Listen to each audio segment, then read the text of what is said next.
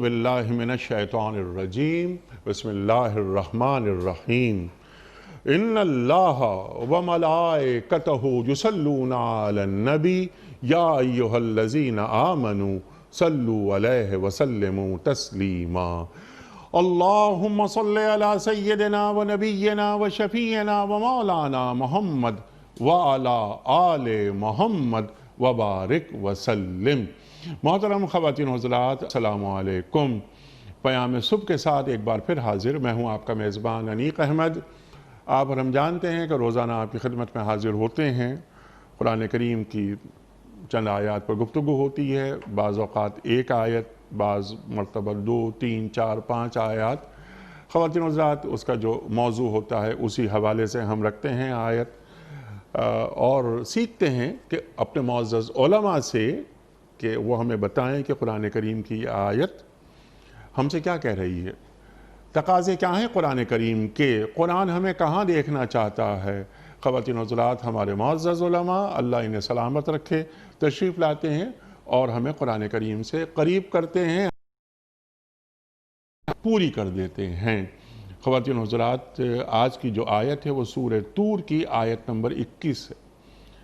ये सूरह तूर की आयत नंबर 21 ये क्या कह रही है? बहुत बड़ी आयत ख़वातीन हज़रात, और इसमें तो अहले ईमान की खुशियों का एहतमाम किया जा रहा है गोया जन्नत में। ख़वातीन हज़रात, एक शख्स जन्नत में पहुंच रहा है, वो पहुंचेगा और उसे जब अपनी बीवी बच्चे और माँ बाप नज़र नहीं आएंगे तो वो पूछेगा कि कहाँ है मेरे बीवी बच्चे, मेरे वालिदैन। तो उससे कहा जाएगा उस बंदे से कि वो जन्नत में हैं, लेकिन उस दर्जे कमाल को नहीं पहुँचे, यानी उनके आमाल उस दर्जे कमाल तक नहीं पहुँचाया उन्होंने जिस दर्जे कमाल पे तुम पहुँचे हो। तो वो दरख्वास्त करेगा, वो ये कहेगा कि मेरे बीवी बच्चों को, मेरे वालिदैन को भी मैं ये चाहता हूँ कि हम जन्नत में भी साथ रहें। अल्लाहु अकबर। तो अल्लाह ताला अपने फ़ज़ल से उनके दर्जात, यानी इसके अहले खाना के दर्जात को बढ़ा देगा और फिर जन्नत में ये साथ होंगे। ख़वातीन हज़रात, अल्लाह ताला क्या फरमा रहा है इस आयत में, यानी आमाल नेकियां बढ़ रही हैं औलाद की जिन्होंने ईमान में इत्तिबा की। ख़वातीन हज़रात, यानी औलाद की तरबियत, उस पर भी एक निगाह रखने की ज़रूरत यहाँ बयान की जा रही है। और ख़वातीन हज़रात, यहाँ पर तो नेकियां आमाल बढ़ाए जा रहे हैं, लेकिन क्या उस शख्स के आमाल में कोई कमी होगी कि जो एक बुलंद दर्जे पर जन्नत में पहुंचा हुआ है, या उसके आमाल में भी कमी नहीं होगी? बहुत सारी बातें इस ज़ैल में आएंगी। ये आयत तरबियत औलाद के हवाले से हमें क्या कह रही है, कुरान करीम हमें कौन कौन सी दुआएं सिखा रहा है, औलाद की तरबियत के हवाले से ये भी हम सवाल रखेंगे। ख़वातीन हज़रात, औलाद की तरबियत और औलाद की उखरवी कामयाबी के लिए अम्बिया ने और सालिहीन ने भी बहुत दुआएं की हैं, कुरान करीम में मौजूद हैं। हम ये तमाम बातें सीखेंगे मोहतरम डॉक्टर मोहम्मद हम्माद लखवी साहब से। डॉक्टर साहब, मैं आपका बड़ा ममनून, बड़ा शुक्रगुजार, आप तशरीफ़ लाए। ख़वातीन हज़रात, डॉक्टर साहब पढ़ाते हैं पंजाब यूनिवर्सिटी में, डीन हैं, और जब भी तशरीफ़ लाते हैं क़याम सुबह में हम हमेशा डॉक्टर साहब से सीखते हैं। डॉक्टर साहब को खुश आमदीद कहते हुए प्रोग्राम का आगाज़ अल्लाह ताला के बाबरकत नाम से सूरह तूर और आयत नंबर 21। औज़ु बिल्लाहि मिनश्शैतानिर्रजीम बिस्मिल्लाहिर्रहमानिर्रहीम। वल्लज़ीना आमनू वत्तबअतहुम ज़ुर्रिय्यतुहुम बिईमानिन अल्हक़ना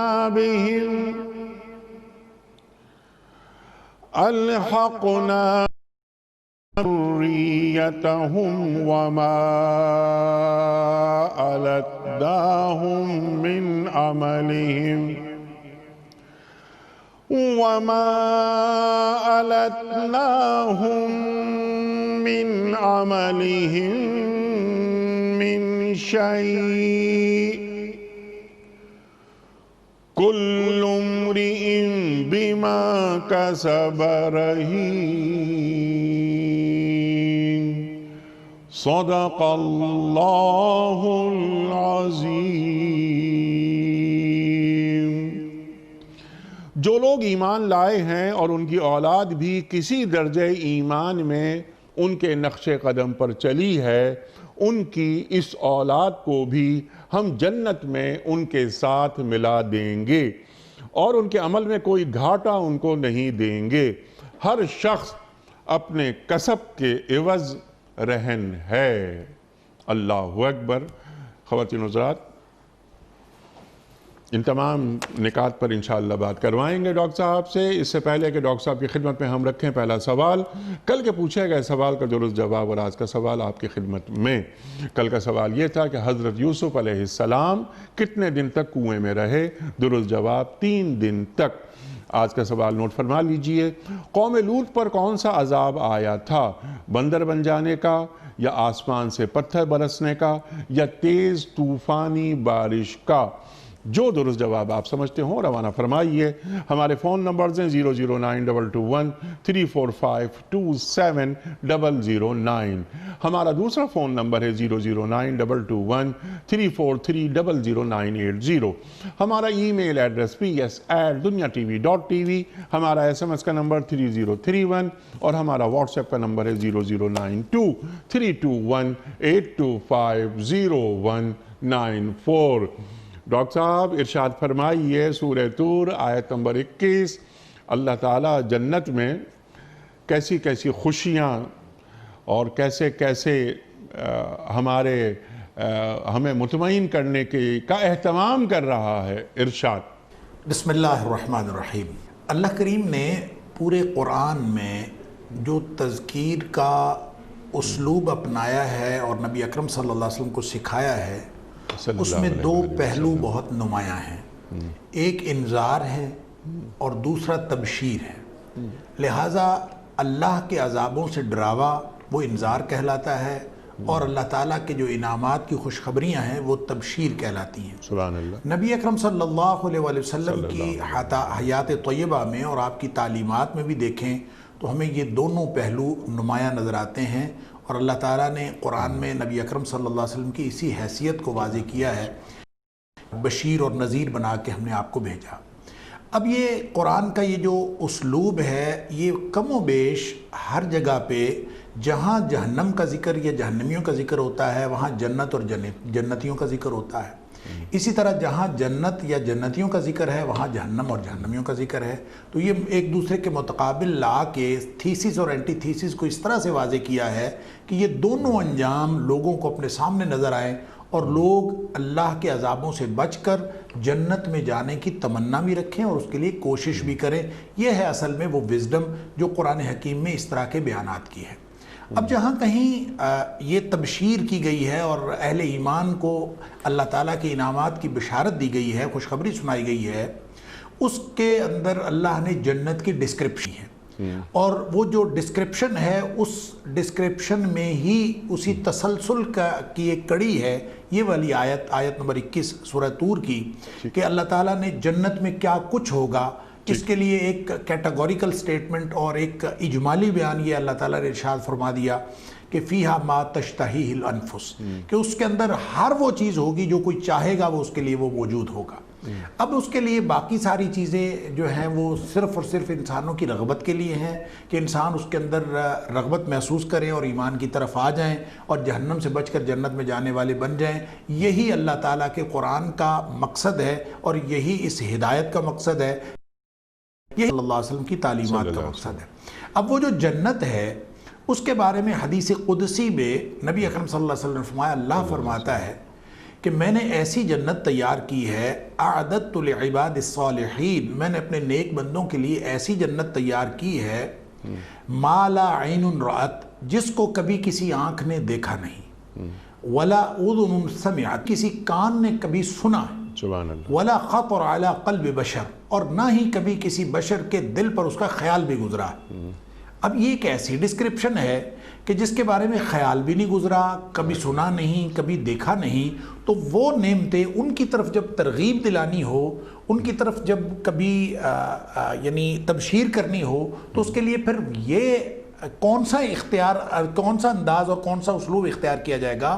وہ اسلوب یہ ہے کہ انسانی ذہن کی سطح پر جو سب سے زیادہ میکسیمم خوشی کی بات ہو سکتی ہے، جو زیادہ سے زیادہ جو انسانی ذہن کو اپیل کرنے والی چیزیں ہو سکتی ہیں، یا انسانی فطرت اور طبیعت کے مطابق جو چیزیں جس کو انسان بہترین سمجھتا ہے، انسانی ادراک کی جو آخری حد ہے، اس کو سامنے رکھ کے اللہ تعالیٰ نے ان چیزوں کا اظہار فرمایا ہے۔ چونکہ جیسے انسان جو ہے وہ جنت کے بارے میں اگر دنیا میں کوئی بہترین منظر کشی کرتا ہے کسی چیز کی، تو اس کے لیے جو گرینری ہے اور جو پانی ہے یہ انسان کو بڑی اپیل کرتی ہے، لہٰذا اللہ تعالیٰ نے ہر جگہ پہ یہ فرما دیا کہ تجری من تحت الانہار، ایسے باغات ہیں جس کے نیچے نہریں جاری ہیں، بار بار یہ ڈسکرپشن دے دی۔ اب اسی میں سے ایک چیز یہ ہے کہ انسان کو اگر خوشی کی ایک اعلیٰ ترین حالت، ایک اعلیٰ ترین کیفیت ملی ہوئی ہو، اس کے ارد گرد جتنی بھی نعمتیں موجود ہوں، وہ کیسی جنت ہوگی کہ جس جنت میں میں جاؤں اور میرے والدین نہ ہوں یا میری اولاد نہ ہو، یا جن کو میں چاہتا ہوں وہ موجود نہ ہوں، اور جس جنت میں وہ موجود نہیں ہوں گے۔ ظاہر ہے کہ دنیا میں ہمیں جتنی مرضی نعمتیں مل جائیں، انسان کی فطرت یہ ہے، جس کو معاشرتی فطرت دے کے پیدا کیا گیا ہے، یہ چاہتا ہے، اس کے رشتوں کی تڑپ اس کے اندر موجود ہے، اس تڑپ کو سب سے زیادہ جو انسان محسوس کرتا ہے وہ اپنی اولاد کی تڑپ محسوس کرتا ہے۔ لہٰذا اللہ تعالیٰ نے اس پہلو کو تشنا نہیں چھوڑا، اس پہلو کو بھی تشنا نہیں چھوڑا کہ انسان جو اپنی اولاد کو چاہتا ہے، اس کو یہ بتایا گیا ہے کہ جنت میں اللہ تعالیٰ اولادوں کو اپنے والدین سے ملا دے گا۔ شرط صرف اتنی ہے، شرط صرف اتنی ہے وَاتَّبَعَتْهُمْ ذُرِّيَّتُهُمْ بِإِيمَانٍ، کہ ان کی اولادیں ایمان کے رستے پر چلی ہوں۔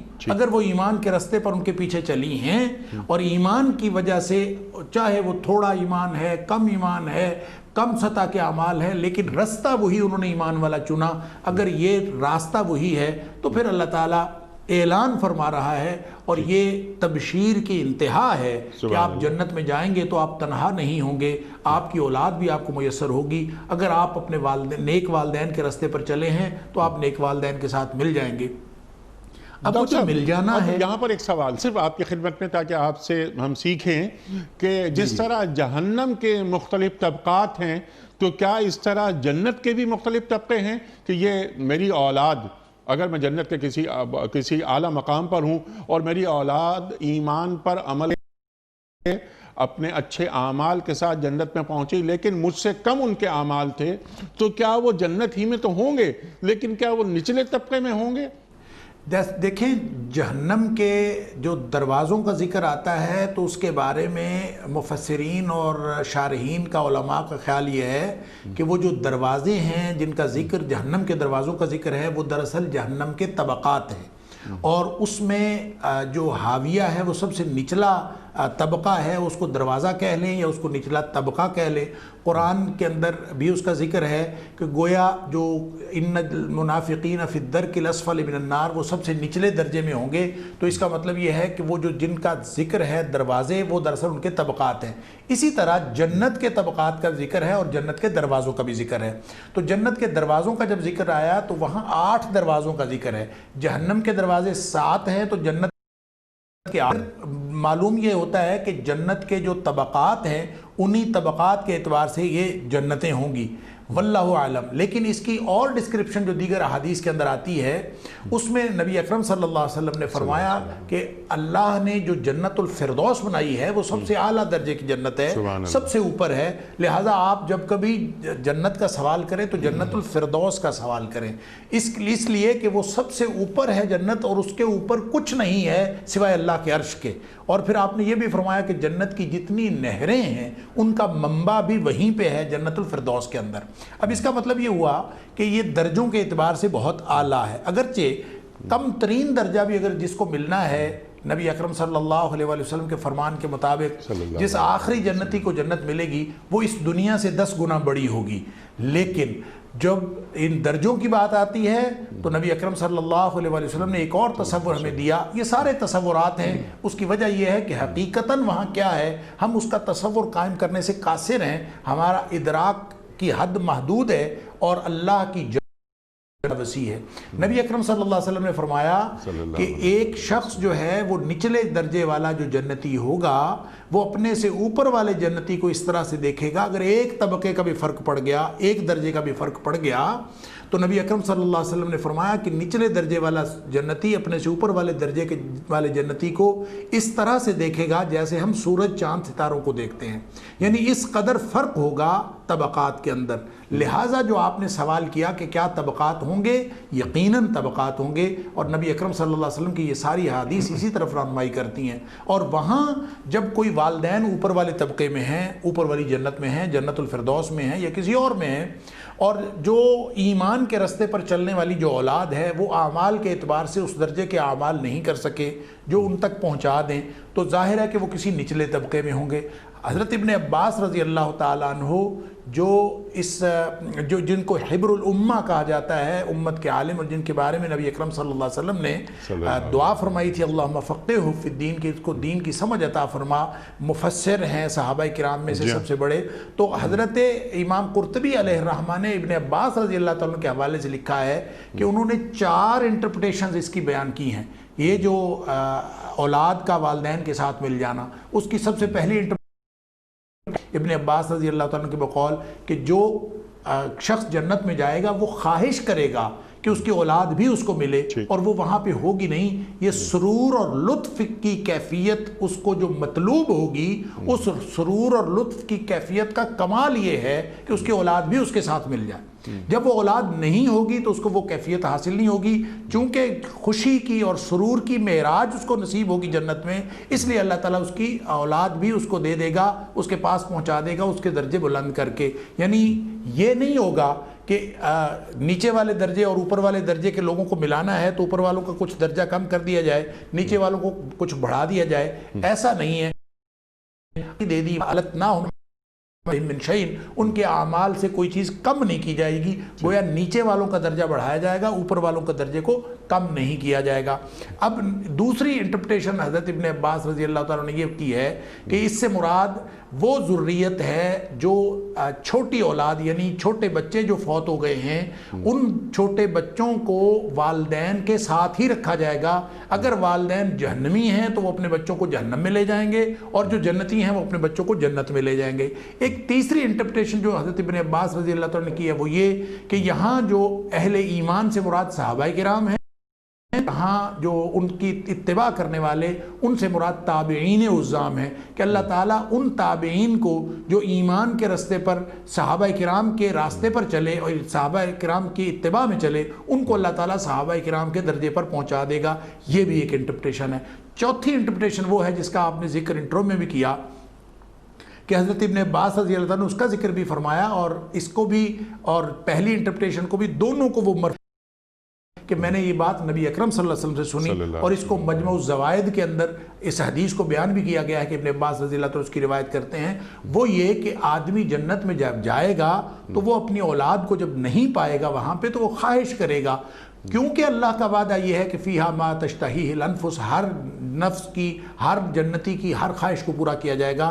تو وہ جب خواہش کرے گا کہ میری اولاد بھی مجھ سے ملوائی جائے، تو پھر اللہ تعالیٰ ان کے درجات بلند کر کے جنت میں ہوں گے، ان کے درجات بلند کر کے اللہ تعالیٰ ان کے ساتھ پہنچا دے گا، ان کو ملا دے گا۔ اور یوں یہ چاروں انٹرپریٹیشن ابن عباس رضی اللہ تعالیٰ عنہ کی امام قرطبی علیہ الرحمہ نے اپنے تفسیر کے اندر نقل کی ہیں۔ اب سوال یہ پیدا ہوتا ہے کہ اگر کوئی شخص جہنمی ہے، اولاد میں سے کوئی شخص جہنمی ہے، تو کیا وہ بھی جہنم سے نکال کر وہاں اس کے ساتھ ملا دیا جائے گا؟ تو یہ بات اللہ کریم نے کل امرئ بما کسب رہین کے اندر وضاحت فرما دی ہے کہ ہر فرد جو ہے وہ اپنے اعمال کا پابند ہے، اس کی وجہ سے گروی رکھا ہوا ہے۔ گویا یہ نہیں ہو سکتا کہ کوئی شخص کسی جنتی کی خواہش پر جہنم سے نکال کر جنت میں ڈال دیا جائے۔ وہاں درجات کا تفاوت اور درجات کا فرق تو ختم کیا جائے گا، البتہ کسی جہنمی کو نکال کے وہاں رکھ دیا جائے یہ ممکن نہیں ہے، اس لیے کہ کل امر بما کسب رہین، ہر آدمی اپنی کمائی کے گرد مرہون ہے، یعنی رہن رکھا ہوا ہے، اس کا پابند ہے۔ اس کا تعلق جہنمیوں کے ساتھ ہے، اس لیے کہ اللہ کریم نے دوسری جگہ غالباً سورہ مدثر کے اندر فرمایا کل نفس بما کسبت رہینہ الا اصحاب الیمین، جنتیوں کے علاوہ باقی سارے تو جو جہنمی ہیں وہ تو گویا سارے کے سارے اپنے اعمال کی وجہ سے جکڑے ہوئے ہوں گے، لہٰذا کسی پر کا یہ جو لوگوں کو ملانا ہے یہ اللہ تعالیٰ جنتیوں کے درجے بلند کر کے ان کو ملا دے گا، جہنم سے نکال کر وہاں نہیں کرے گا۔ سبحان اللہ سبحان اللہ، کیونکہ اولاد کا ایمان کی اتباع کرنا ضروری ہے۔ سبحان اللہ ڈاکٹر صاحب۔ اچھا ڈاکٹر صاحب، یہاں پر 2 3 4 5 سوالات میں رکھوں گا آپ کی خدمت میں۔ پہلا سوال آپ کی خدمت میں یہ ہے کہ اولاد کے تعلق سے تو یہ بات ہو رہی ہے، خدا نہ خواستہ اگر والدین گناہ گار ہیں، یعنی گناہ گار ہیں یا ایمان کے اس درجے پر نہیں جس درجے پہ اولاد ہے، تو کیا اولاد والدین کے لیے بھی یہ دعا کر سکتی ہے، اس خواہش کا اظہار کر سکتی ہے کہ اے اللہ میں تو اپنے اعمال کی وجہ سے ایک بلند مقام پر فائز ہو چکا ہوں تیرے کرم کی وجہ سے کہ تو نے مجھے اتنا بلند مقام عطا فرمایا، لیکن میرے والدین وہ کچھ نچلی سطح پر ہیں یا نچلے درجے میں ہیں جنت کے، تو کیا اولاد یہ خواہش کر سکتی ہے اپنے والدین کے تعلق سے اور اس کی خواہش پوری کر کے اللہ تعالیٰ اولاد کی خوشیوں کا ایک نئے سرے سے اہتمام کر دے؟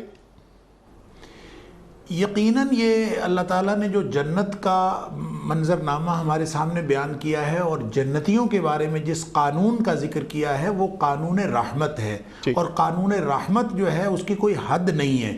یہ جو ابھی میں عرض کر رہا تھا کہ جو اللہ تعالیٰ نے فرمایا کل عمر بما کسب رہین اور کل نفس بما کسبت رہینہ، یہ جتنی بھی اس طرح کی باتیں ہیں اس کا مطلب یہ ہے کہ جہنمی جو ہیں وہ اپنے اعمال سے ان کے اعمال کے مطابق ان کا بدلہ دیا جائے گا، لیکن جنتیوں کو صرف ان کے اعمال کے مطابق دیا جائے گا یہ ضروری نہیں ہے۔ الا اصحاب الیمین کا جو استثناء ہے یہ یہی اسی بات کی طرف اشارہ کرتا ہے کہ جو شخص چاہے ادنا درجے کا جنتی ہو، چاہے وہ آخری داخل ہونے والا جنت میں داخل ہونے والا جنتی ہو، جو شخص ایک دفعہ جنت میں چلا جائے گا اس کو اللہ تعالیٰ اپنی رحمت سے کتنا نواز دے، اس کے عمل سے کہیں زیادہ اللہ تعالیٰ نے قرآن میں جگہ جگہ فرمایا کہ ان کے لیے للذین احسنوا الحسنى وزیادہ، جو نیکی کے راستے پر چلے ہوں گے ان کو اچھا بدلہ ملے گا، لیکن ایڈیشنل بھی ملے گا۔ وہ ایڈیشنل کیا ہے اس کا ہم کوئی تصور قائم نہیں کر سکتے، لہٰذا ان ساری تعلیمات کی روشنی میں ہم یہ سمجھ سکتے ہیں کہ اگر نیک اولاد اپنے کم عمل رکھنے والے والدین کے بارے میں دعا کرے گی تو یقیناً اللہ تعالیٰ ان کے درجات بھی بلند کر کے ان کو ان کے ساتھ ملا دے گا، اس لیے کہ جتنی خواہش والدین کو اپنی اولاد کے لیے ہوتی ہے اتنی خواہش اولاد کو بھی اپنے والدین کے لیے ہوتی ہے۔ لہٰذا اس کو اگر آپ انسانی فطرت کو ملحوظ رکھتے ہوئے، یعنی اسلامی تعلیمات سے قطع نظر صرف انسانی فطرت کو ملحوظ رکھتے ہوئے بھی آپ سامنے رکھیں تو ایسی کسی جنت کا تصور ہم کیسے کر سکتے ہیں کہ ہم جنت میں ہوں اور ہمارے پیارے جو ہیں وہ کہیں نچلے درجے کی جنتوں میں پھر رہے ہوں اور ہماری آپس میں ملاقات نہ ہو سکے، یہ کیسے ممکن ہے؟ لہٰذا اللہ تعالیٰ وہاں ملا دے گا۔ صرف ایک بات یہ ہے، یہ جو یہاں بھی اللہ تعالیٰ نے استثناء بیان فرمایا کہ کل عمر بما کسب رہین، اگر کسی کے اعمال ایسے ہیں کہ وہ جہنم میں پہنچا ہوا ہے تو وہ تو اپنے اعمال کا بدلہ حاصل کرنے کا پابند ہے، اس کے گروی رکھا ہوا ہے، لیکن جو اللہ تعالیٰ کا قانون رحمت ہے وہ اس کے اندر اتنی گنجائش موجود ہے کہ ہو سکتا ہے کہ اللہ تعالیٰ اپنی رحمت سے بہت سارے جہنم میں جانے والے لوگوں کو بھی جو عدل کے قانون کی وجہ سے جہنمی قرار پا چکے ہیں، اللہ تعالیٰ ان کو اپنی رحمت سے جہنم سے نکال کر جنت میں ڈال دے، لیکن یہ سفارش سوائے نبی اکرم صلی اللہ علیہ وسلم کے کسی اور کی سفارش نہیں چلے گی. وہ شفاعت نبی پاک صلی اللہ علیہ وسلم فرمائیں گے. اور احادیث کے اندر یہ آتا ہے بخاری شریف اور مسلم شریف کی احادیث میں بھی کہ اللہ تعالیٰ بہت سارے جہنمیوں کو جہنم سے نکال کر جن کے دل میں رائی کے دانے کے برابر بھی ایمان ہوگا وہ اپنی سزا بھگتنے کے بعد وہ جنت میں آ جائیں گے. اس لیے اللہ کی رحمت سے یہ امید رکھی جا سکتی ہے کہ یہ نچلے درجے والے جنتی جو ہیں وہ تو یقیناً اوپر والے جنتیوں کی طرف آ جائیں گے, چاہے وہ بہن بھائی ہوں, چاہے وہ والدین ہوں, چاہے وہ کوئی بھی قریبی رشتہ دار ہوں. وہ تو اللہ تعالیٰ اوپر والے درجے والے اوپر کے درجے والے جنتیوں کی اللہ تعالیٰ خواہش کی لاج رکھتے ہوئے ان سب کو ملا دے گا. البتہ جو جہنم سے جنت میں ڈالنا ہے وہ اللہ کا اپنا ایک قانون ہے. اپنے قانون رحمت سے اللہ تعالیٰ چاہے تو نبی اکرم صلی اللہ علیہ وسلم کی ہر امتی کو جہنم سے نکال کر جنت میں ڈال دے, کیونکہ اللہ کے رسول صلی اللہ علیہ وسلم نے فرمایا کل امتی یدخلون الجنہ, میرا ہر امتی جنت میں جائے گا الا من ابا, سوائے اس کے جو خود انکار کر دے کہ میں نے نہیں جانا. خود کون انکار کرے؟ جو اللہ کے رسول صلی اللہ علیہ وسلم کی تعلیمات کی نافرمانی کرتا ہے. لہذا جس نے نافرمانی کی وہ جہنمی تو ہو گیا, لیکن اس کو جہنم میں کتنا عرصہ رہنا ہے اور اس کے بعد وہ جنت میں جانا ہے کہ نہیں, اللہ کا قانون رحمت اس کو کسی بھی وقت جہنم سے نکال کر جنت میں ڈال سکتا ہے. اس کے لیے ہارڈ اینڈ فاسٹ رول یہی ہے کہ وہ عدل کے تقاضوں کے مطابق جہنم میں جانے والا شخص اللہ کی رحمت کے تقاضوں کے مطابق کسی بھی وقت جنتی ہو سکتا ہے. سبحان اللہ, سبحان اللہ. ایک بات اور ذرا آپ اس کو بھی سمجھا دیجئے ہمیں کہ اللہ تعالیٰ قرآن کریم میں فرماتا ہے وَلَا تَزِرُ وَازِرَةٌ وِزْرَ أُخْرَى. تو اللہ تعالیٰ کا ایک قانون تو یہ ہے کہ کوئی شخص کسی دوسرے کا بوجھ نہیں اٹھائے گا. تو یہاں جو جنت میں اللہ تعالیٰ یعنی میرے اعمال میری اولاد کے کام آ رہے ہیں, یا جیسے آپ نے فرمایا کہ اگر والدین کے اعمال میں کچھ کمی رہ گئی تو اولاد کے اعمال بھی کام آ جائیں گے. تو وہاں کیا ایک دوسرے کے اعمال کس طرح ٹرانسفر ہو رہے ہیں؟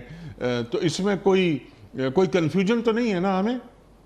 دیکھیں, اس میں کوئی کنفیوژن اس لیے نہیں ہے کہ نیکی کے بدلے کے بارے میں اللہ کا قانون رحمت اور ہے, گناہ کے بدلے میں جو اس کو سزا ملنی ہے اس کے بارے میں اللہ تعالیٰ کا قانون اور ہے. جو گناہ کی سزا ہے اس کے بارے میں ہے لا تزر وازرۃ وزر اخری. ایک شخص کو گناہ کی سزا ملنی ہے, وہ کسی اور کو نہیں ملنی. اس کی سزا کسی اور کا بوجھ کوئی شخص اس کا بوجھ نہیں اٹھائے گا, اس نے اپنے گناہوں کی سزا خود بھگتنی ہے. البتہ جو قانون رحمت کے تحت جس شخص جو جنتی ہو گیا اس کو اللہ تعالیٰ کتنا نوازتا ہے اس کا تعلق اس کے اعمال کے ساتھ نہیں ہے. وہ اعمال سے بہت زیادہ بھی اللہ تعالیٰ نواز دے گا اور اس شخص کی امیدوں سے کہیں زیادہ بھی اللہ تعالیٰ نواز دے گا. جیسے ایک حدیث کے اندر آتا ہے کہ نبی اکرم صلی اللہ علیہ وسلم نے فرمایا کہ ایک شخص آئے گا جس کے 99 رجسٹر گناہوں کے ہوں گے. اور اب وہ رجسٹر کا کیا مطلب ہے, اور اس کے دفتروں یعنی وہ کتنے وہ کاغذ ہوں گے, وہ دفتر ہوں گے, وہ کتنا لمبی لسٹ ہوگی اس کے گناہوں کی جی. اور اس کو دکھایا جائے گا اور پھر اس کو کہا جائے گا کہ کیا تجھے بھی مغفرت کی امید ہے, اور وہ کہے گا کہ مجھے تو کوئی امید نہیں ہے. پھر اس کو دکھایا جائے گا کہ تمہاری ایک نیکی ہے ایسی کہ سکتی ہے. وہ نیکی کیا کہ ایک چھوٹی سی پرچی کے ایک کاغذ لایا جائے گا جس کاغذ کے اوپر لکھا ہوگا لا الہ الا اللہ محمد رسول اللہ, کہ اس شخص نے کلمہ پڑھا تھا, یہ مومن تھا, یہ اللہ کی وحدانیت پر یقین رکھتا تھا, یہ اللہ کے رسول صلی اللہ علیہ وسلم کی رسالت پر یقین رکھتا تھا. جتنا مرضی برے اعمال کی لمبی لسٹ لے کے آیا لیکن یہ توحید اور رسالت کا قائل تھا اور ایمانیات کے حوالے سے یہ اسی رستے پر تھا جس رستے کا ذکر یہ آیت نمبر 21 کے اندر ہوا. نبی اکرم صلی اللہ علیہ وسلم نے فرمایا کہ وہ شخص وہ دیکھنے کے بعد بھی کوئی زیادہ امید نہیں رکھے گا کہ اتنے 99 دفاتر کے مقابلے میں یہ ایک کاغذ کیا حیثیت رکھتا ہے, لیکن جب اس کو پلڑے میں ڈالا جائے گا ترازو میں تو وہ 99 رجسٹروں یہ ایک جو لا الہ الا اللہ محمد رسول اللہ کی پرچی ہے یہ بھاری ہو جائے گا اور اللہ تعالیٰ اس کی وجہ سے اس کو جنت میں ڈال دے گا.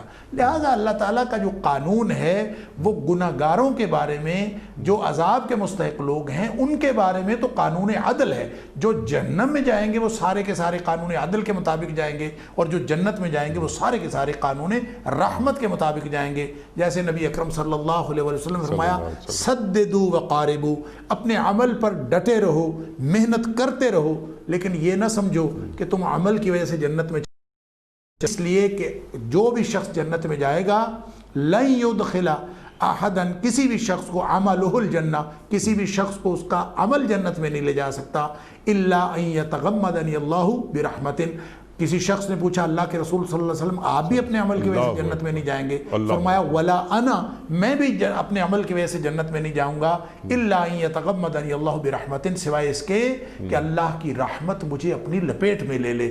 لہٰذا ہر شخص نے جنت میں جانا ہے اللہ کی رحمت سے۔ عمل اس لیے ہم نے کرنے ہیں کہ ہم اللہ کی رحمت کے مستحق بن جائیں۔ جو آپ کا سوال تھا لا تازر وازرۃ وزر اخری، یہ بوجھ ہے ان اعمال کا جو برے اعمال کسی نے کیے ہوں، اس کا بوجھ کسی دوسرے کے اوپر نہیں ڈالا جائے گا۔ البتہ کسی کی نیکی کسی کو فائدہ دے دے تو جنت کے اندر نیک والدین کی جو نیکی ہے وہ ظاہر ہے کم اعمال والے اولاد کو فائدہ دے رہی ہے، اللہ تعالیٰ قرآن میں کہہ رہا ہے، تو اس کا مطلب یہ ہے کہ اللہ تعالیٰ جنتیوں کی خواہش کا احترام کر دے گا، خوشی کی معراج ہوگی۔ سبحان اللہ سبحان اللہ۔ اچھا ڈاکٹر صاحب، اب یہاں پر یعنی والدین کا مقام بلند ہے، اولاد کا مقام بلند کیا جا رہا ہے، والدین کے مقام کو کم نہیں کیا جا رہا، یعنی والدین کے جنت میں درجوں کو۔ اللہ اکبر اللہ اکبر۔ اب یہاں پر جو اگلی بات یہاں جو ہم آپ سے سیکھنا چاہ رہے ہیں وہ یہ کہ یہاں پر ان اولاد کا ذکر ہو رہا ہے کہ جو ایمان میں اپنے بزرگوں کی اتباع کرتی ہے، تو کیا ہمارا دین ایک ذمہ داری بھی والدین پر بزرگوں پر عائد کر رہا ہے؟ ارشاد۔ دیکھیں بلا شبہ یہ ذمہ داری ہے ہر والدین کی کہ وہ اپنے بچوں کو ایسی تربیت دیں کہ بچے ایمان کے رستے پر رہیں۔ اب اگر بچے ایمان کے رستے پر رہے اور ایمان کے رستے پر اپنے والدین کے پیچھے چلے وَاتَّبَعَتْهُمْ ذُرِّيَّتُهُمْ بِإِيمَانٍ، یہ شرط ہے، اگر وہ اس رستے پر چلے تو پھر اللہ تعالیٰ ان کو ملائے گا، مگر الحقنا بہم ذریتہم، ہم ان کو ملا دیں گے۔ لیکن اگر وہ ایمان کے رستے پر چلے ہی نہیں، اس میں سب سے پہلا تقاضا تو یہ ہے کہ خود والدین کی زندگی ایمان کے تقاضوں کے مطابق گزر رہی ہو۔ اگر وہ ایمان کے تقاضوں کے مطابق والدین کی زندگی ہی نہیں ہے تو وہ اپنی اولاد کو کیا لگائیں گے؟ لہٰذا جس شخص نے بھی جہنم سے بچنا ہے، جنت میں جانا ہے، سب سے پہلا تقاضا تو یہ ہے کہ وہ اپنی زندگی ایمان کے تقاضوں کے مطابق استوار کرے اور ہر لمحہ اپنی زندگی کے بارے میں یہ آگاہی حاصل کرتا رہے، اپنی زندگی کے بارے میں فکر مند رہے کہ کہیں مجھ سے کوئی ایسا عمل نہ ہو جائے جو ایمان کے تقاضوں کے خلاف ہو، تو وہ اپنی زندگی کو بھی اسی معیار کے مطابق بنائے اور پھر اپنی اولاد کو بھی ایمان کے رستے پر لگا دے۔ اگر وہ اپنی اولاد کو اپنے ایمان کے رستے پر لگا دے گا تو پھر انشاءاللہ اولاد جس طرح کی بھی ہوگی اس کا فائدہ والدین کو بھی ہوگا۔ جیسے نبی اکرم صلی اللہ علیہ وسلم نے فرمایا کہ ایک جنتی جو ہے اس کے درجات بلند کر دیے جاتے، یا اچانک، یا پھر کوئی شخص جو ہے وہ اگر وہ برے حالات میں ہے تو اس کے عذاب میں تخفیف کر دی جاتی، تو وہ پوچھتا ہے کہ یہ میرے حالات میں تبدیلی کیوں ہوئی، تو اس کو بتایا جاتا ہے کہ تیری اولاد نے تیرے لیے دعا کی ہے۔ تو لہٰذا وہ فرمان بھی جس میں آپ نے فرمایا کہ جب انسان مرتا ہے اذا مات الانسان انقطع عملہ الا باحدى ثلاث، کہ 3 اعمال کے علاوہ باقی سارے کے سارے اعمال منقطع ہو جاتے ہیں جب کوئی شخص فوت ہو جاتا ہے۔ اس میں ایک عمل آپ نے فرمایا ولد صالح یدعو لہ، وہ نیک اولاد جو اس کے لیے دعا کرتی رہتی ہے۔ تو دعا کرنے کا فائدہ الگ ہے والدین کو۔ اگر والدین نے اولاد کی تربیت ایمان والی کی ہوئی ہے اور ایمان کے رستے پر ان کو لگایا ہوا ہے تو بچے دعا نہ بھی کریں تو اس رستے پر لگانے کی وجہ سے والدین کو فائدہ ہوتا رہے گا، کیونکہ قرآن نے، نبی اکرم صلی اللہ علیہ وسلم نے جو اصول دیا ہے، شریعت اسلامیہ نے جو اصول دیا ہے، وہ اصول یہ ہے کہ ہر شخص جو جس کام کی طرف رہنمائی کرتا ہے اس کا فائدہ اس کو ملتا ہے۔ من دل علی فعل فلہ اجر فاعلہ، جو آدمی کسی کام کی طرف رہنمائی کرتا ہے اس کا فائدہ اس رہنمائی کرنے والے کو بھی ملتا رہتا ہے۔ اگر وہ نیکی کے راستے پر لگایا ہے تو وہ صدقہ جاریہ ہے۔ تو اولاد دراصل والدین کا صدقہ جاریہ ہوتی ہے۔ اگر اولاد کو آپ نے نیک تربیت دی، ایمان کے راستے پر آپ چھوڑ کے چلے گئے، تو اولاد جو کچھ بھی کرتی رہے گی، جتنی نیکیاں کرے گی، وہ اس کا فائدہ والدین کو ملتا رہے گا۔ اگر والدین کے لیے اولاد دعا کرتی ہے، دعائے مغفرت کرتی ہے، وہ ایک ایڈیشنل چیز ہے، لیکن اگر والدین کے لیے دعا نہ بھی کرے، وہ جو بھی نیکی کرے گی، ہر نیکی کا فائدہ جو ہے وہ والدین کو ملتا رہے گا۔ سبحان اللہ۔ اب دیکھنا یہ ہے کہ کن خطوط پر ہم اپنی اولاد کی تربیت کر رہے ہیں۔ جیسے آپ نے بات فرمائی اور اللہ کے رسول صلی اللہ علیہ وآلہ وسلم کا فرمان آپ نے یہاں پر کوٹ کیا کہ ایک شخص جو جنت میں ہے، اچانک اس کا درجہ بلند ہو رہا ہے، پوچھے گا درجہ میرا بلند کیسے ہو گیا؟ تمہاری اولاد تمہارے لیے دعا کر رہی ہے۔ لیکن اسی طرح ایک اور حدیث میں بھی آتا ہے کہ نبی اکرم صلی اللہ علیہ وسلم نے ایک صحابی، غالباً زید بن حارثہ ان کا نام ہے، یا حارثہ بن نعمان ایک صحابی ہیں رضی اللہ تعالیٰ عنہ، ان کی آواز سنی نبی اکرم صلی اللہ علیہ وسلم نے جب آپ جنت میں تشریف لے گئے، آپ نے ان کی آواز سنی تو آپ نے پوچھا کہ یہ کس کی آواز ہے؟ بتایا گیا کہ یہ حارثہ بن نعمان کی آواز ہے۔ اور حارثہ بن نعمان کے بارے میں یہ مشہور تھا کہ وہ اپنی والدہ کی بہت زیادہ خدمت کیا کرتے تھے، تو نبی اکرم صلی اللہ علیہ وسلم نے یہ واقعہ بھی بتایا، حارثہ بن نعمان کی آواز بھی بتائی کہ حارثہ بن نعمان تلاوت قرآن کرتا ہے زمین پر اور اس کی آواز جنت میں آتی ہے۔ آپ نے فرمایا فذالک البر، فذالک البر، فذالک البر، یہ ہے اصل نیکی جو والدین کے ساتھ کرنی ہے، یہ ہے اصل حسن سلوک۔ تو یہ گویا جو شخص والدین کے ساتھ حسن سلوک کرتا ہے اس کا تعلق بھی جنت کے ساتھ جڑ جاتا ہے، اور جو والدین اپنی اولاد کو ایمان کے راستے پر لگاتے ہیں ان کا تعلق بھی جنت کے ساتھ جڑ جاتا ہے۔ سبحان اللہ، سبحان اللہ۔ لیکن اس کے لیے اولاد کی تربیت، اولاد کو ان خطوط پر اٹھانا انتہائی ضروری ہے۔ ایک جانب ہے دنیاوی مستقبل، دوسری جانب ہے اخروی مستقبل۔ کیا ہم من حیث المجموع بات ہو رہی ہے، ایسا نہیں کہ ہمارا پورا معاشرہ خراب ہو جائے۔ ہمارے پاس بے انتہا ایسے دیندار والدین ہیں کہ جو دینی اقدار اور دینی علوم منتقل کرتے ہیں اپنی اگلی نسل کو، لیکن دین جس چیز ہے یا جن چیزوں کا تقاضا کر رہا ہے اولاد کے حوالے سے، ڈاکٹر صاحب ذرا وہ بھی تعلیم فرمائیے۔ ہمارے گھروں میں کیا ہو رہا ہے، ہمارے معاشروں میں کیا ہو رہا ہے کہ دنیاوی مستقبل اس کا اچھا ہو جائے، اس کا کیریئر بڑا اچھا ہو جائے، یہ یعنی ڈاکٹر بن جائے، انجینئر بن جائے، CSS کر لے، وغیرہ وغیرہ وغیرہ وغیرہ۔ لیکن ایک مستقبل ہے اخروی مستقبل، کیا اس جانب ہمارے والدین کی توجہ ہے؟ اگر نہیں تو اس کا سد باب کیا ہے؟ دیکھیں اللہ تعالیٰ نے قرآن میں فرمایا قو انفسکم واہلیکم نارا، دیکھو اپنے آپ کو اور اپنے اہل بچا لو۔ اور یہ بنیادی ذمہ داری ہے کہ ہم اپنے والدین، اپنے اولاد کی تربیت اس طرح سے کریں کہ ہماری اولاد بھی جہنم سے بچ جائے اور ہم بھی جہنم سے بچ جائیں۔ اگر تو زندگی اس طرح سے گزر رہی ہے، اگر ہماری اولادوں کی تربیت میں ہم نے ان کا یہ مستقبل سامنے رکھا ہوا ہے کہ وہ جہنم سے بچنے والے بن جائیں، تو پھر اس کا مطلب ہے کہ ہم ذمہ داری پوری کر رہے ہیں۔ وگرنہ اولاد کی تربیت میں یہ جس کا آپ نے ذکر کیا، ہم ان کو ایجوکیشن دلواتے ہیں، ان کے فیوچر کے بارے میں بہت فکر مند رہتے ہیں، لیکن فیوچر کون سا فیوچر ہے؟ یہ دراصل امتحان ہی ہے۔ آپ اس کو CSS کروا دیں، آپ اس کو فوج میں بھیج دیں، آپ اس کو بہت بڑا بزنس مین بنا دیں، اس کے امتحان کی نوعیت ہی آپ نے تبدیل کرنی ہے۔ وہ جس طرح کے کام پر آپ اس کو لگائیں گے وہ اس طرح کے امتحان میں مبتلا ہو رہا ہے۔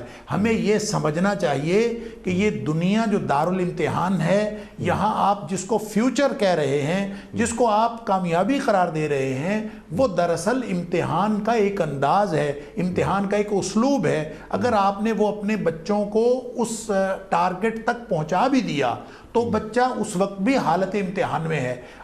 کامیابی صرف اس بات میں ہے کہ آپ بچوں کو کامیابی کا یہ تصور دیں کہ فمن زحزح عن النار وادخل الجنہ فقد فاز۔ اصل کامیابی تو یہ ہے کہ جو جہنم سے بچا لیا گیا، جنت میں داخل کر دیا گیا، فقد فاز، وہ ہے حقیقت میں کامیاب۔ اگر اس تصور کے تحت آپ نے بچوں کی تربیت کی اور بچوں کو یہ تصور دیا، لہٰذا کمپلسری ایجوکیشن اور کمپلسری تربیت کا کمپوننٹ یہ ہے کہ آپ سب سے پہلے اپنے بچوں کو ایمان کے راستے پر لگائیں. وَاتَّبَعَتْهُمْ ذُرِّيَّتُهُمْ بِإِيمَانٍ، یہ تقاضا کر رہی ہے یہ آیت بھی. اور پھر جو نبی اکرم صلی اللہ علیہ وسلم فرمایا کلکم راع وکلکم مسئول عن رعیتہ، آپ میں سے ہر شخص نگہبان ہے، ذمہ دار ہے، اور اس کی رعیت کے بارے میں اسے سوال کیا جائے گا. اور یہ سوال کیا ہوگا؟ یہ یہی سوال ہوگا کہ ہم نے تمہیں اولاد دی تھی، تم ان کو کس راستے پر لگا کے آئے ہو. اور اس میں اگر ہم نے گڑبڑ کر لی، گامزن کرنے کی بجائے امتحان اور امتحانات کی گتھیوں کے اندر، امتحانات کے الجھاؤ کے اندر، اور آگے سے آگے ہم ان کو الجھاتے چلے گئے، تو اس کا مطلب یہ ہوگا کہ ہم نے ذمہ داری پوری نہیں کی. اور مسلم شریف کی حدیث ہے، نبی اکرم صلی اللہ علیہ وسلم نے فرمایا جس شخص کو بھی اللہ تعالیٰ نے کوئی رعیت دی ہو، اس کو کسی چیز کا راعی، نگران، نگہبان بنایا ہو، اور وہ شخص اپنی بچوں کے ساتھ یا اپنی رعیت کے ساتھ، چاہے وہ حکمران ہے اپنی رعایا کے ساتھ، چاہے وہ والدین ہیں اور اپنی اولاد کے ساتھ، اگر وہ انہوں نے کوئی دھوکہ کیا، کوئی ایسی بات کی جو اس کے بارے میں ان کو درست راستے کی طرف رہنمائی نہیں کرتی تھی، وہ دھوکہ کرتے رہے، فَهُوَ غَاشٌ لِرَعِيَّتِهِ، اپنی اولاد کے لیے انہوں نے جو کام کیا وہ دھوکے پر مبنی تھا، وہ سچائی اور نصیحت اور خیرخواہی پر مبنی نہیں تھا. فرمایا جس دن بھی وہ فوت ہوگا، ایسا راعی، ایسا نگہبان، فرمایا الا حرم اللہ علیہ الجنہ، اللہ اس کے اوپر جنت حرام کر دیتا ہے. لہٰذا یہ بہت بڑی ذمہ داری ہے. والدین کو یہ چاہیے کہ سب سے پہلے بچوں کے لیے ایمان کے راستے کا انتخاب کریں، ایمان کے راستے پر گامزن کریں، ان کو کمپلسری ایجوکیشن دیں، ان کو قرآن کے ساتھ لگائیں، ان کو نبی اکرم صلی اللہ علیہ وسلم کی سیرت سے آشنا کریں اور اس راستے پر چلا دیں. اگر بچے اس راستے پر چل پڑے تو دنیاوی اعتبار سے وہ ڈاکٹر بن جائیں، انجینئر بن جائیں، بزنس مین بن جائیں، CSS کر جائیں، فوجی افسر بن جائیں، پھر انشاءاللہ وہ ایمان کے راستے پر گامزن ہیں، وہ دنیا کے بھی ہر امتحان میں کامیاب ہوں گے، اور اخروی طور پر بھی انشاءاللہ جہنم سے بچ کر جنت میں جانے والے بنیں گے، اور ساتھ ہی ساتھ وہ اپنے والدین کے لیے صدقہ جاریہ بھی ثابت ہوں گے. سبحان اللہ. دنیاوی کامیابی بھی اور اخروی کامیابی بھی. ایک بڑی گاڑی رکھنے کوئی دین کو اعتراض نہیں ہے، کوئی رکاوٹ نہیں بنتا دین. ایک بڑا گھر رکھنے پر دین رکاوٹ نہیں بنتا، لیکن اخروی کامیابی پر نظر رہے. اور اس میں سب سے اہم ذمہ داری ہمارے والدین کی ہے، جو خواہ کسی بھی معاشرے میں ہو پوچھا جائے گا. جیسے آپ نے کلکم راعٍ وکلکم مسئول آپ نے بات فرمائی. اچھا ڈاکٹر صاحب، اس سے پہلے کہ میں اگلی جو بات ہے، اگلا نقطہ ہے، حالانکہ آپ نے گفتگو اس پہ فرمائی ہے تھوڑی سی، میں چاہ رہا ہوں ذرا تفصیل سے آپ بات فرمائیں کہ ہر شخص اپنے اعمال کے عوض گروی ہے. اس پر ہم آپ سے بات کرواتے ہیں، لیکن ایک بات ہم لاتے ہیں ہمیشہ اپنے گفتگو میں، جو ٹو ڈوز کرنے کے کام اولاد کے حوالے سے، ہم چند کام ایسے بتا دیجئے جو ہم سے نہیں ہو رہے. ہم ایک دنیاوی کامیابی جو حاصل کر لیتا ہے میرا بیٹا تو مجھے بڑی خوشی ہوتی ہے، لیکن اگر وہ وقت پہ نماز نہیں پڑھ رہا تو مجھے کوئی رنج نہیں ہوتا. تو یہ نفسیات تبدیل کیسے ہوتی ہے، یا یہ نفسیات تخلیق کیسے ہوتی ہے؟ ارشاد. دیکھیں، دو اعمال ہیں اور دو خصوصیات ہیں. اگر ہم یہ دونوں قائم اپنے بچوں میں پیدا کرنے کے لیے کامیاب ہو جائیں تو میرے خیال میں بچے ایمان کے راستے پر چل پڑے. سب سے پہلی بات یہ ہے کہ ہم بچوں کو جو کرنے کے دو کام ہیں وہ یہ کہ پہلا کام یہ ہے کہ ان کو قرآن کے ساتھ جوڑ دیں، دوسرا کام یہ ہے کہ ان کو نماز کے ساتھ لگا دیں.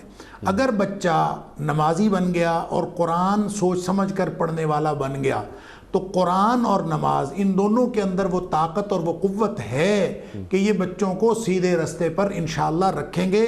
اور حضی ہوں ان ہر قرآن یہدی للتی ہی اقوم، قرآن کا بھی وعدہ یہ ہے کہ یہ سیدھے راستے پر انسانوں کو لے جاتا ہے، اور نماز کے بارے میں بھی قرآن کا وعدہ یہ ہے کہ ان الصلاۃ تنہی عن الفحشاء والمنکر، یہ بے حیائی اور برائی کے کاموں سے بچا کے رکھے گی. دونوں یہ کام ایسے ہیں کہ انسان کو سیدھے راستے پر لے جانے کے لیے اور کامیابی کے راستے اور ایمان کے راستے پر گامزن کرنے کے لیے ضروری ہیں. دو خصوصیات جو پیدا کرنی ضروری ہیں اپنے بچوں کے اندر اور اس کمپلسری ایجوکیشن میں شامل ہونی چاہیے، وہ ایک دیانتداری ہے اور ایک سچائی ہے. اس لیے کہ نبی اکرم صلی اللہ علیہ وسلم نے فرمایا کہ آدمی جو مومن ہے وہ اس کے اندر ہر خرابی ہو سکتی ہے. یتبع المومن علی کل خلق، مومن کے اندر ہر خرابی ہو سکتی ہے سوائے دو خرابیوں کے، الا الخیانہ والکذب، اس کے اندر بددیانتی نہیں ہو سکتی اور اس کے اندر جھوٹ نہیں ہو سکتا۔ اگر آج کے والدین اس بات میں کامیاب ہو جائیں کہ بچوں کے اندر دیانتداری کی اور سچ بولنے کی، مرتے مر جائیں بچے خیانت نہ کریں، بددیانتی نہ کریں، مرتے مر جائیں بچے جھوٹ نہ بولیں، یہ دو خصوصیات بچوں کے اندر پیدا کر لیں، ان کی اہمیت پیدا کر دیں اور دو کاموں پہ لگا دیں، تو میرا خیال ہے یہ وہ راستہ ہے کہ انشاءاللہ اس کے بعد بچے دنیوی طور پر جو بھی اپنا پروفیشن اختیار کریں، جس بھی فیلڈ میں جائیں، جو بھی اسپیشلائزیشن کریں، انشاءاللہ وہ ٹھیک بہترین مسلمان ہوں گے، ایسے مسلمان، ایسے ایمان کے رستے والے مومن کہ جن کی خوشبو بھی دنیا میں پھیلے گی اور اخروی طور پر بھی وہ انشاءاللہ کامیاب ہوں گے۔ سبحان اللہ، سبحان اللہ۔ اور دنیا میں ان کے لیے ہم جب دعا مانگے کہ ربنا ھب لنا من ازواجنا وذریاتنا قرۃ اعین وجعلنا للمتقین اماما، وہ ہمارے لیے آنکھوں کی ٹھنڈک تو ہیں ہی ہیں، لیکن جنت میں جب ان کے بارے میں ہم بات کریں کہ میرے بچوں کو میرے درجے پہ اللہ تو پہنچا دے، تو ان کے اعمال اتنے مضبوط ہوں کہ فوراً وہ ہمارے ساتھ مل جائیں، جڑ جائیں۔ اور یہ بہت اہم بات آپ نے فرمائی کہ والدین کو بچوں کے لیے دعا کرتے رہنا چاہیے۔ دعا جو آپ نے بتائی، اس کے علاوہ احادیث میں آتا ہے کہ بچے کے لیے، اولاد کے حق میں سب سے زیادہ جس کی دعا قبول ہوتی ہے وہ والد ہے۔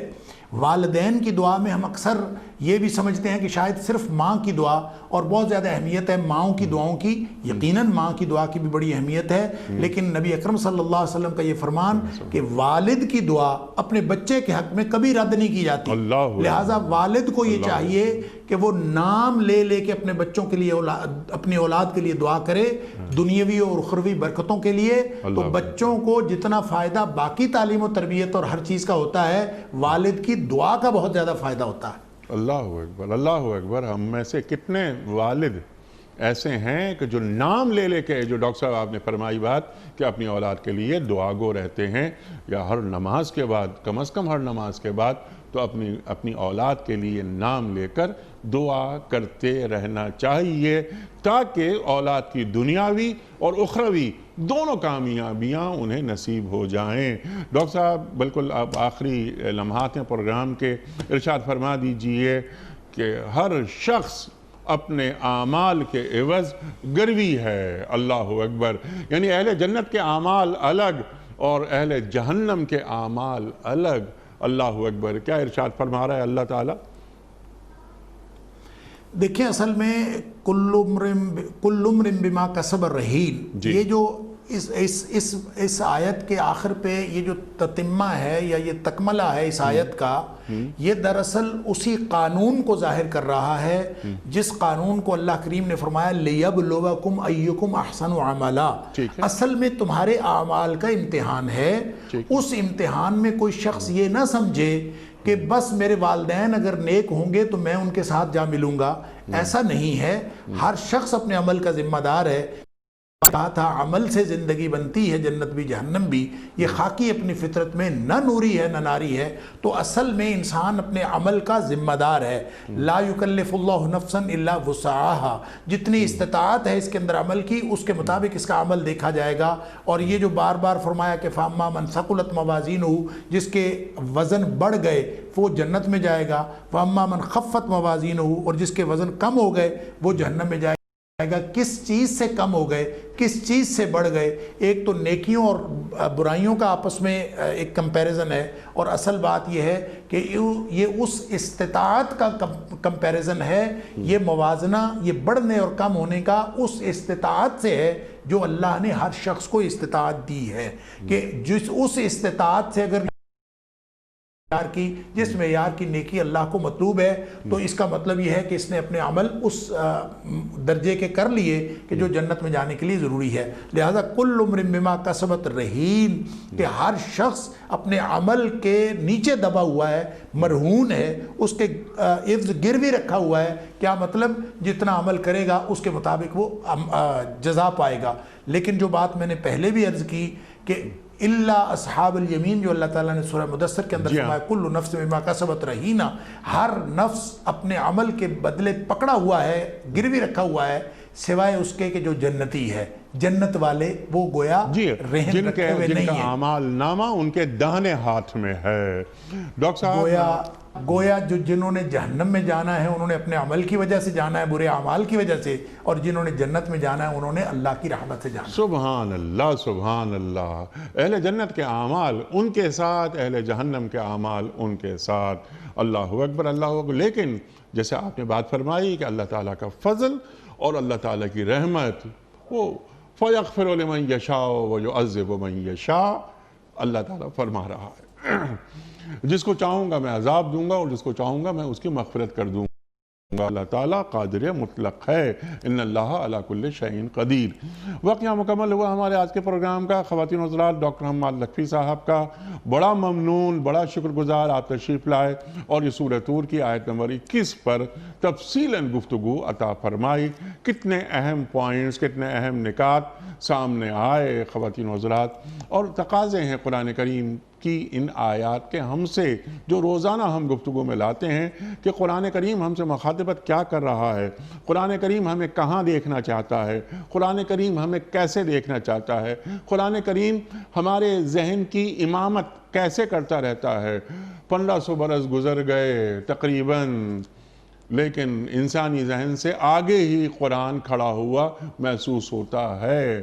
تو دیانت بہت اچھی بات ہے، جھوٹ نہیں ہونا چاہیے، لیکن ایک علم، قرآن کے ذریعے علم حاصل کیا جائے اور اس کائنات میں اپنے مقام کا تعین کیا جائے کہ اللہ نے مجھے کس مقام پر فائز کیا اور میں کہاں کھڑا ہوں۔ خواتین و حضرات، کل کا سوال یہ تھا کہ حضرت یوسف علیہ السلام کتنے دن تک کنویں میں رہے؟ درست جواب 3 دن تک۔ آج کا سوال نوٹ فرما لیجئے، قوم لوط پر کون سا عذاب آیا تھا؟ بندر بن جانے کا، یا آسمان سے پتھر برسنے کا، یا تیز طوفانی بارش کا؟ جو درست جواب آپ سمجھتے ہوں روانہ فرمائیے۔ ہمارے فون نمبرز ہیں 00922 345 2709، ہمارا دوسرا فون نمبر ہے 00922 343 ہمارا ای میل ایڈریس ps@dunyatv.tv، ہمارا SMS کا نمبر 3031، اور ہمارا واٹس ایپ کا نمبر ہے 0092 321 82501۔ وقت قرآن اندازی کا کراچی میں ہمارا مہمان کوئی موجود نہیں ہے، تو یہ ذمہ داری، یہ فریضہ میرے ہاتھوں۔ آج کے ونر ہیں سلمان صاحب، اور یہ ہیں پشاور۔ سلمان صاحب ہیں پشاور سے۔